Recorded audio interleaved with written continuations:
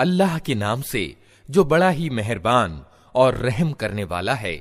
ए नबी, अल्लाह से डरो और इनकार करने वालों और मुनाफिकों यानी कपटाचारियों का कहना न मानो। वास्तव में सब कुछ जानने वाला और तत्वदर्शी तो अल्लाह ही है। अनुसरण करो उस बात का जिसका इशारा तुम्हारे रब की ओर से तुम्हें किया जा रहा है। अल्लाह हर उस बात की खबर रखता है जो तुम लोग करते हो। अल्लाह पर भरोसा करो, अल्लाह ही वकील होने के लिए काफी है। अल्लाह ने किसी व्यक्ति के धड़ में दो दिल नहीं रखे, न उसने तुम लोगों की उन पत्नियों को जिनसे तुम जिहार करते हो तुम्हारी मां बना दिया है, और न उसने तुम्हारे मुंह बोले बेटों को तुम्हारा वास्तविक बेटा बनाया है। ये तो वे बातें हैं जो तुम लोग अपने मुंह से निकाल देते हो, मगर अल्लाह वो बात कहता है जो तथ्य पर आधारित है और वही सही तरीके की तरफ राह दिखाता है। मुंह बोले बेटों को उनके बापों के संबंध से पुकारो, ये अल्लाह की दृष्टि में ज्यादा न्याय संगत बात है। और अगर तुम्हें मालूम न हो कि उनके बाप कौन हैं, तो वे धर्म के नाते से तुम्हारे भाई और साथी हैं। अनजाने में जो बात तुम कहो उसके लिए तुम्हारी कोई पकड़ नहीं है, लेकिन उस बात पर जरूर पकड़ है जिसका तुम दिल से इरादा करो। अल्लाह माफ करने वाला और दयावान है। निस्संदेह नबी को तो ईमान वालों के लिए उनके अपने खुद की अपेक्षा प्राथमिकता प्राप्त है, और नबी की पत्नियां उनकी माएं हैं। मगर अल्लाह की किताब के अनुसार सामान्य ईमान वालों और हिजरत करने वालों की अपेक्षा नातेदार एक दूसरे के ज्यादा हकदार हैं। अलबत्ता अपने साथियों के साथ तुम कोई भलाई करना चाहो तो कर सकते हो, ये आदेश अल्लाह की किताब में लिखा हुआ है। और ए नबी, याद रखो उस प्रतिज्ञा को जो हमने सब पैगंबरों से ली है, तुमसे भी और नूह और इब्राहिम और मूसा और मरियम के बेटे ईसा से भी। सबसे हम दृढ़ वचन ले चुके हैं ताकि सच्चे लोगों से उनका रब उनकी सच्चाई के बारे में सवाल करे, और इनकार करने वालों के लिए तो उसने दर्दनाक अजाब जुटा ही रखा है। ऐ लोगो जो ईमान लाए हो, याद करो अल्लाह के उपकार को जो अभी अभी उसने तुम पर किया है। जब सेनाएं तुम पर चढ़ आईं तो हमने उन पर एक प्रचंड आंधी भेज दी, और ऐसी सेनाएं भेजीं जो तुमको दिखाई न देती थीं।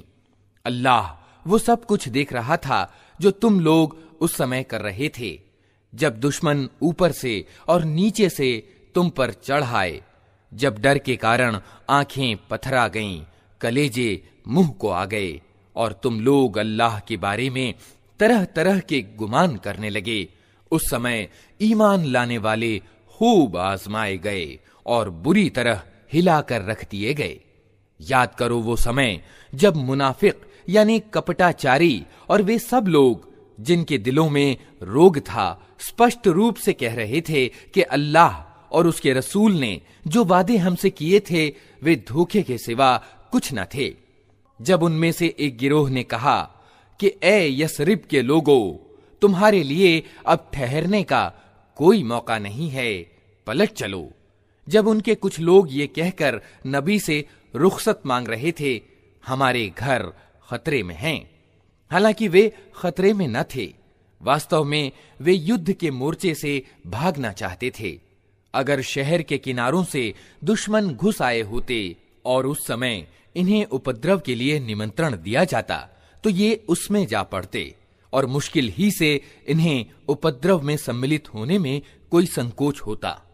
इन लोगों ने इससे पहले अल्लाह को वचन दिया कि ये पीठ ना फेरेंगे, और अल्लाह को दिए गए वचन की पूछताछ तो होनी ही थी। ए नबी, इनसे कहो अगर तुम मौत या कत्ल से भागो तो ये भागना तुम्हारे लिए कुछ भी लाभदायक न होगा। इसके बाद जिंदगी के मजे लूटने का थोड़ा ही अवसर तुम्हें मिल सकेगा। इनसे कहो कौन है जो तुम्हें अल्लाह से बचा सकता हो अगर वो तुम्हें नुकसान पहुंचाना चाहे, और कौन उसकी दयालुता को रोक सकता है अगर वो तुम पर दया करना चाहे। अल्लाह के मुकाबले में तो ये लोग कोई समर्थक और सहायक नहीं पा सकते हैं। अल्लाह तुम में से उन लोगों को खूब जानता है जो युद्ध के कार्य में रुकावटें डालने वाले हैं, जो अपने भाइयों से कहते हैं कि आओ हमारी ओर, जो लड़ाई में हिस्सा लेते भी हैं तो बस नाम गिनाने को, जो तुम्हारा साथ देने में बड़े ही कंजूस हैं। खतरे का समय आ जाए तो इस तरह दीदे फिरा फिरा कर तुम्हारी ओर देखते हैं जैसे किसी मरने वाले पर बेहोशी छा रही हो, मगर जब खतरा गुजर जाता है तो यही लोग लाभों के लोभी बनकर कैंची की तरह चलती हुई ज़बानें लिए तुम्हारे स्वागत को आ जाते हैं। ये लोग हरगिज ईमान नहीं लाए, इसीलिए अल्लाह ने इनके सारे कर्म नष्ट कर दिए, और ऐसा करना अल्लाह के लिए बहुत आसान है। ये समझ रहे हैं कि आक्रमणकारी गिरोह अभी गए नहीं हैं, और अगर वे फिर आक्रमण कर दें तो इनका जी चाहता है कि उस अवसर पर कहीं उजाड़ मैदान यानी सहरा में बद्दुओं के बीच जा बैठें और वहीं से तुम्हारे समाचार पूछते रहें। इस पर भी अगर ये तुम्हारे बीच रहे भी तो लड़ाई में कम ही हिस्सा लेंगे। वास्तव में तुम लोगों के लिए अल्लाह के रसूल में एक उत्तम आदर्श था, प्रत्येक उस व्यक्ति के लिए जो अल्लाह और अंतिम दिन की आशा रखता हो और अल्लाह को ज्यादा याद करे। और सच्चे ईमान वालों का हाल उस समय ये था कि जब उन्होंने आक्रमणकारी सेनाओं को देखा तो पुकार उठे कि ये वही चीज है जिसका अल्लाह और उसके रसूल ने हमसे वादा किया था। अल्लाह और उसके रसूल की बात बिल्कुल सच्ची थी। इस घटना ने उनके ईमान और उनके समर्पण को और ज्यादा बढ़ा दिया। ईमान लाने वालों में ऐसे लोग मौजूद हैं जिन्होंने अल्लाह से की हुई प्रतिज्ञा को सच्चा कर दिखाया है। उनमें से कोई अपनी नज्र यानी मन्नत पूरी कर चुका और कोई समय आने के इंतजार में है। उन्होंने अपनी व्यवहार नीति में कोई परिवर्तन नहीं किया। ये सब कुछ इसलिए हुआ ताकि अल्लाह सच्चों को उनकी सच्चाई का बदला दे और मुनाफिकों यानी कपटाचारियों को चाहे तो सजा दे और चाहे तो उनकी तौबा कबूल कर ले। बेशक अल्लाह बड़ा ही क्षमाशील और दयावान है। अल्लाह ने इनकार करने वालों का मुंह फेर दिया। वे कोई लाभ प्राप्त किए बिना अपने दिल की जलन लिए यूं ही पलट गए, और ईमान वालों की ओर से अल्लाह ही लड़ने के लिए काफी हो गया। अल्लाह बड़ी शक्ति वाला और प्रभुत्वशाली है। फिर किताब वालों में से जिन लोगों ने इन आक्रमणकारियों का साथ दिया था, अल्लाह उनकी गढ़ियों से उन्हें उतार लाया और उनके दिलों में उसने ऐसा रौब डाल दिया कि आज उनमें से एक गिरोह को तुम कत्ल कर रहे हो और दूसरे गिरोह को बंदी बना रहे हो। उसने तुमको उनकी जमीन और उनके घरों और उनके मालों का उत्तराधिकारी बना दिया, और वो भूभाग तुम्हें दिया जिसे तुमने कभी पद दलित न किया था।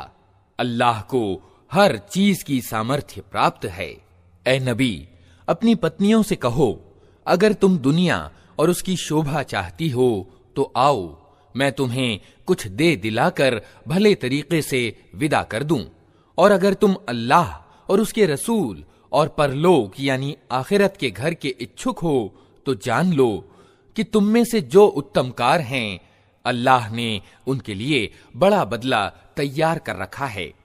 नबी की पत्नियों, तुम में से जो कोई प्रत्यक्ष अश्लील कर्म करेगी उसे दोहरा अजाब दिया जाएगा। अल्लाह के लिए ये बहुत आसान काम है। और तुम में जो अल्लाह और उसके रसूल की आज्ञा का पालन करेगी और अच्छा कर्म करेगी, उसको हम दोहरा बदला देंगे, और हमने उसके लिए प्रचुर एवं प्रतिष्ठित आजीविका तैयार कर रखी है। नबी की पत्नियों, तुम साधारण औरतों की तरह नहीं हो।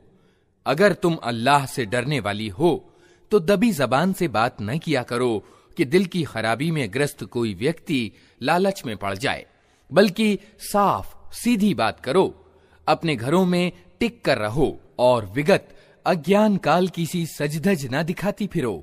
नमाज कायम करो, ज़कात दो और अल्लाह और उसके रसूल की आज्ञा का पालन करो। अल्लाह तो ये चाहता है कि तुम नबी के घर वालों से गंदगी को दूर करे और तुम्हें पूर्ण रूप से पाक कर दे। याद रखो, अल्लाह की आयतों और तत्वदर्शिता की उन बातों को जो तुम्हारे घरों में सुनाई जाती हैं, निस्संदेह अल्लाह सूक्ष्मदर्शी और खबर रखने वाला है। निश्चय ही जो मर्द और जो औरतें मुस्लिम हैं, मोमिन हैं, आज्ञाकारी हैं, सत्यवादी हैं, धैर्यवान हैं, अल्लाह के आगे झुकने वाले हैं, सदका यानी दान देने वाले हैं, रोजे यानी व्रत रखने वाले हैं और अपनी शर्मगाहों यानी गुप्तांगों की रक्षा करने वाले हैं और अल्लाह को ज्यादा याद करने वाले हैं, अल्लाह ने उनके लिए क्षमादान और बड़ा बदला तैयार कर रखा है। किसी ईमान वाले मर्द और किसी ईमान वाली औरत को यह हक नहीं है कि जब अल्लाह और उसका रसूल किसी मामले का फैसला कर दे तो फिर उसे अपने उस मामले में खुद फैसला करने का अधिकार बाकी रहे, और जो कोई अल्लाह और उसके रसूल की नाफरमानी करे तो वो स्पष्ट पथभ्रष्टता में पड़ गया। ऐ नबी, याद करो वो अवसर जब तुम उस व्यक्ति से कह रहे थे जिस पर अल्लाह ने और तुमने उपकार किया था कि अपनी पत्नी को न छोड़ और अल्लाह से डर। उस समय तुम अपने दिल में वो बात छिपाए हुए थे जिसे अल्लाह खोलना चाहता था। तुम लोगों से डर रहे थे, हालांकि अल्लाह इसका ज्यादा हक रखता है कि तुम उससे डरो। फिर जब जैद उससे अपनी जरूरत पूरी कर चुका तो हमने उस तलाक पाई हुई औरत का तुमसे निकाह कर दिया ताकि ईमान वालों पर अपने मुंह बोले बेटों की पत्नियों के मामले में कोई तंगी न रहे, जबकि वे उनसे अपनी जरूरत पूरी कर चुके हों। और अल्लाह का आदेश तो कार्यान्वित होना ही चाहिए था। नबी पर किसी ऐसे काम में कोई रुकावट नहीं है जो अल्लाह ने उसके लिए नियत कर दिया हो। यही अल्लाह का दस्तूर यानी सुन्नत उन सब नबियों के मामले में रहा है जो पहले गुजर चुके हैं, और अल्लाह का आदेश एक अकाट्य निश्चित फैसला होता है। ये अल्लाह का दस्तूर है उन लोगों के लिए जो अल्लाह के संदेश पहुंचाते हैं और उसी से डरते हैं, और एक अल्लाह के सिवा किसी से नहीं डरते, और हिसाब लेने के लिए बस अल्लाह ही काफी है। लोगो, मुहम्मद तुम्हारे मर्दों में से किसी के बाप नहीं हैं, मगर वे अल्लाह के रसूल और नबियों के समापक यानी आखिरी नबी हैं, और अल्लाह हर चीज का ज्ञान रखने वाला है। ऐ लोगो जो ईमान लाए हो, अल्लाह को ज्यादा याद करो और सुबह और शाम उसकी तस्बीह करते रहो। वही है जो तुम पर दयालुता दर्शाता है, और उसके फरिश्ते तुम्हारे लिए दयालुता की दुआ करते हैं ताकि वो तुम्हें अंधेरों से रोशनी में निकाल लाए। वो ईमान वालों के लिए बड़ा दयावान है। जिस दिन वे उससे मिलेंगे उनका स्वागत सलाम से होगा, और उनके लिए अल्लाह ने बड़ा प्रतिष्ठित बदला तैयार कर रखा है। ऐ नबी, हमने तुम्हें भेजा है गवाह बनाकर, खुशखबरी देने वाला और डराने वाला बनाकर, अल्लाह की अनुमति से उसकी ओर निमंत्रण देने वाला बनाकर, और प्रकाशमान प्रदीप बनाकर। खुशखबरी दे दो उन लोगों को जो तुम पर ईमान लाए हैं कि उनके लिए अल्लाह की ओर से बड़ा अनुग्रह है, और हरगिज न दबो इनकार करने वालों और कपटाचारियों से। कोई परवाह न करो उनके दुख पहुंचाने की, और भरोसा कर लो अल्लाह पर। अल्लाह ही इसके लिए काफी है कि आदमी अपने मामले उसे सौंप दे। ऐ लोगो जो ईमान लाए हो, जब तुम मोमिन औरतों से निकाह करो और फिर उन्हें हाथ लगाने से पहले तलाक दे दो, तो तुम्हारी ओर से उन पर कोई इद्दत अनिवार्य नहीं जिसके पूरे होने की तुम मांग कर सको। अतः उन्हें कुछ माल दो और भले तरीके से विदा कर दो। ऐ नबी, हमने तुम्हारे लिए हलाल कर दी तुम्हारी वे पत्नियां जिनके मेहर तुमने अदा किए हैं, और वे औरतें जो अल्लाह की प्रदान की हुई दासियों में से तुम्हारी मिल्कियत में आएं, और तुम्हारी वे चचाजात और फूफीजात और मामूजात और खालाजात बहनें जिन्होंने तुम्हारे साथ हिजरत की है, और वो ईमान वाली औरत जिसने अपने आप को नबी के लिए हिबा किया हो, अगर नबी उसे निकाह में लेना चाहे। ये छूट सिर्फ तुम्हारे लिए है, दूसरे ईमान वालों के लिए नहीं है। हमको मालूम है कि सामान्य ईमान वालों के लिए उनकी पत्नियों और दासियों के बारे में हमने क्या सीमाएं निर्धारित की हैं। तुम्हें उन सीमाओं से हमने इसलिए मुक्त किया है ताकि तुम्हारे ऊपर कोई तंगी न रहे, और अल्लाह अत्यंत क्षमाशील और दयावान है। तुमको अधिकार दिया जाता है कि अपनी पत्नियों में से जिसे चाहो अपने से अलग रखो, जिसे चाहो अपने साथ रखो, और जिसे चाहो अलग रखने के बाद अपने पास बुला लो। इस मामले में तुम पर कोई दोष नहीं है। इस तरह ज्यादा उम्मीद है कि उनकी आंखें ठंडी रहेंगी और वे शोकाकुल न होंगी, और जो कुछ भी तुम उनको दोगे उस पर वे सब राजी रहेंगी। अल्लाह जानता है जो कुछ तुम लोगों के दिलों में है, और अल्लाह सर्वज्ञ और सहनशील है।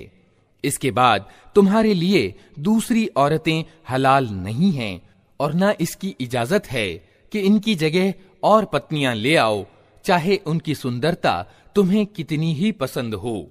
अलबत्ता दासियों की तुम्हें अनुमति है। अल्लाह हर चीज पर निगाह रखता है। ऐ लोगों जो ईमान लाए हो, नबी के घरों में बिना अनुमति के न चले आया करो, न खाने का समय ताकते रहो। हाँ, अगर तुम्हें खाने पर बुलाया जाए तो जरूर आओ, मगर जब खाना खा लो तो तितर बितर हो जाओ, बातें करने में न लगे रहो। तुम्हारी ये हरकतें नबी को तकलीफ देती हैं, मगर वे लज्जावश कुछ नहीं कहते, और अल्लाह हक बात कहने में लज्जा नहीं करता। नबी की पत्नियों से अगर तुम्हें कुछ मांगना हो तो पर्दे के पीछे से मांगा करो। ये तुम्हारे और उनके दिलों की पवित्रता के लिए ज्यादा उचित तरीका है। तुम्हारे लिए यह हरगिज जायज नहीं है कि अल्लाह के रसूल को तकलीफ दो, और ना ये जायज है कि उनके बाद उनकी पत्नियों से निकाह करो। ये अल्लाह की दृष्टि में बहुत बड़ा गुनाह है। तुम चाहे कोई बात व्यक्त करो या छिपाओ, अल्लाह को हर बात का ज्ञान है। नबी की पत्नियों के लिए इसमें कोई दोष नहीं है कि उनके बाप, उनके बेटे, उनके भाई, उनके भतीजे, उनके भांजे, उनके मेलजोल की स्त्रियां और उनके अधिकृत दास घरों में आएं। ऐ औरतों, तुम्हें अल्लाह की नाफरमानी से बचना चाहिए। अल्लाह हर चीज पर निगाह रखता है। अल्लाह और उसके फरिश्ते नबी पर दुरूद भेजते हैं। ऐ लोगों जो ईमान लाए हो, तुम भी उन पर दुरूद और सलाम भेजो। जो लोग अल्लाह और उसके रसूल को तकलीफ देते हैं, उन पर दुनिया और आखिरत में अल्लाह ने लानत की है, और उनके लिए अपमानजनक अजाब तैयार कर दिया है। और जो लोग ईमान वाले मर्दों और ईमान वाली औरतों को बिना अपराध के दुख पहुंचाते हैं, उन्होंने एक बड़े लांछन और प्रत्यक्ष पाप का वबाल अपने सिर ले लिया है। ऐ नबी, अपनी पत्नियों और बेटियों और ईमान वालों की औरतों से कह दो कि अपने ऊपर अपनी चादरों के पल्लू लटका लिया करें। ये ज्यादा उचित तरीका है ताकि वे पहचान ली जाएं और न सताई जाएं। अल्लाह बड़ा क्षमाशील और दयावान है। अगर मुनाफिक यानी कपटाचारी और वे लोग जिनके दिलों में खराबी है, और वे जो मदीना में उत्तेजनाजनक अफवाहें फैलाने वाले हैं, अपनी करतूतों से बाज न आए, तो हम उनके विरुद्ध कार्रवाई करने के लिए तुम्हें उठा खड़ा करेंगे। फिर वे इस शहर में मुश्किल ही से तुम्हारे साथ रह सकेंगे। उन पर हर ओर से लानत की बौछार होगी। जहां कहीं पाए जाएंगे, पकड़े जाएंगे और बुरी तरह मारे जाएंगे। ये अल्लाह की रीति है जो ऐसे लोगों के मामले में पहले से चली आ रही है, और तुम अल्लाह की रीति में कोई परिवर्तन न पाओगे। लोग तुमसे पूछते हैं कि क़यामत की घड़ी कब आएगी। कहो, उसका ज्ञान तो अल्लाह ही को है। तुम्हें क्या खबर, शायद कि वो करीब ही आ लगी हो। बहरहाल ये बात निश्चित है कि अल्लाह ने इनकार करने वालों पर लानत की है और उनके लिए भड़कती हुई आग तैयार कर दी है, जिसमें वे सदा रहेंगे। कोई समर्थक और सहायक न पा सकेंगे। जिस दिन उनके चेहरे आग पर उलट पुलट किए जाएंगे, उस समय वे कहेंगे कि काश हमने अल्लाह और रसूल की आज्ञा का पालन किया होता, और कहेंगे ऐ हमारे रब, हमने अपने सरदारों और अपने बड़ों की आज्ञा का पालन किया और उन्होंने हमें सन्मार्ग से भटका दिया। ऐ रब, उनको दोहरा अजाब दे और उन पर बड़ी लानत कर। ऐ लोगों जो ईमान लाए हो, उन लोगों की तरह न बन जाओ जिन्होंने मूसा को दुख पहुंचाए थे। फिर अल्लाह ने उनकी बनाई हुई बातों से उसे मुक्त किया और वो अल्लाह की दृष्टि में प्रतिष्ठावान था। ऐ ईमान लाने वालों, अल्लाह से डरो और ठीक बात किया करो। अल्लाह तुम्हारे कर्मों को सुधार देगा और तुम्हारे गुनाहों को माफ कर देगा। जो व्यक्ति अल्लाह और उसके रसूल की आज्ञा का पालन करे, उसने बड़ी सफलता प्राप्त की। हमने इस अमानत को आसमानों और जमीन और पहाड़ों के सामने प्रस्तुत किया, तो वे उसे उठाने के लिए तैयार ना हुए और उससे डर गए, मगर इंसान ने उसे उठा लिया। बेशक वो बड़ा जालिम और जाहिल है। इस अमानत के बोझ को उठाने का अनिवार्य परिणाम है ताकि अल्लाह मुनाफिक यानी कपटाचारी मर्दों और औरतों और अनेकेश्वरवादी मर्दों और औरतों को सजा दे और ईमान वाले मर्दों और औरतों की तौबा कबूल करे। अल्लाह माफ करने वाला और दयावान है।